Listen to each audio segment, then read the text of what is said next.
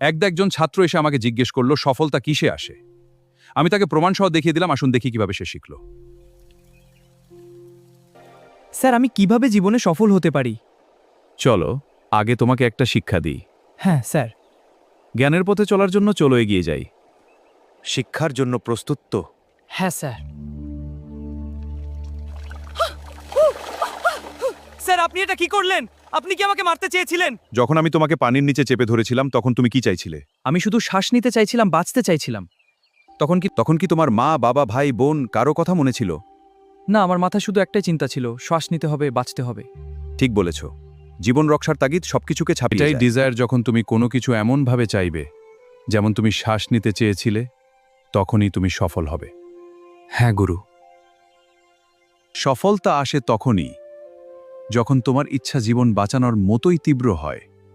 আপনার কথা আমার জীবন বদলে দিল সক্রেটিস। ভিডিওটি যদি ভালো লেগে থাকে তাহলে বন্ধুদের সাথে শেয়ার করে দিন, লাইক করেন। কথাটি যদি শিক্ষণীয় হয়ে থাকে আলহামদুলিল্লাহ লিখে যান। আর এমন শিক্ষণীয় ভিডিও পেতে চ্যানেলটি সাবস্ক্রাইব করে যান। ভালো থাকবেন, god bless you. Subscribe to Noor-e-Iman.